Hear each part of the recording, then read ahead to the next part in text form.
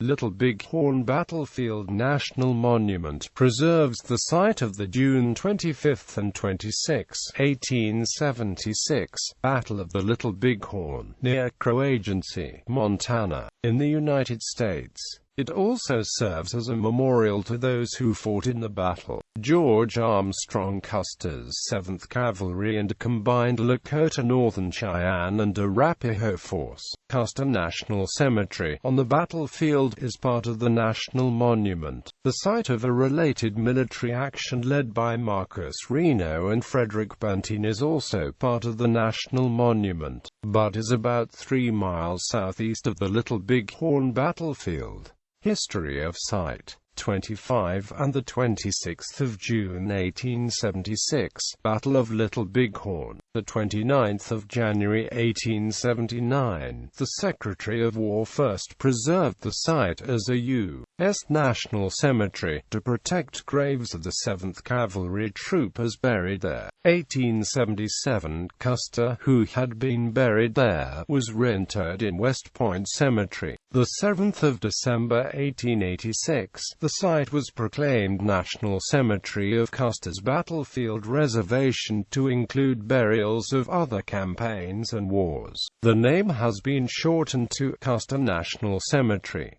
The 5th of November 1887, Battle of Crow Agency, 3 miles north of Custer Battlefield. The 14th of April 1926, Reno Benteen Battlefield was added. The 1st of July 1940, the site was transferred from the United States Department of War to the National Park Service. The 22nd of March 1946, the site was redesignated Custer Battlefield National Monument. The 15th of October 1966, the site was listed on the National Register of Historic Places. The 11th of August 1983, a wildfire destroyed dense thorn scrub which over the years had seeded itself about and covered the site. This allowed archaeologists access to the site.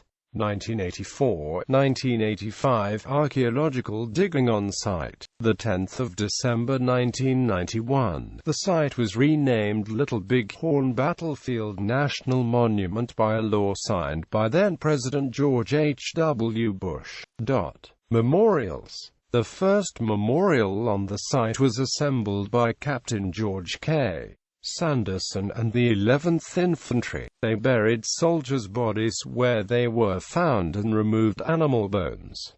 In his official report dated April 7, 1879, Sanderson wrote, "I accordingly built a mound out of cordwood filled in the center with all the horse bones I could find on the field. In the center of the mound I dug a grave and interred all the human bones that could be found, in all parts of 4 or 5 different bodies. This grave was then built up with wood for 4 feet above ground. The mound is 10 feet square and about 11 feet high, is built on the highest point immediately in rear of where General Custer's body was found.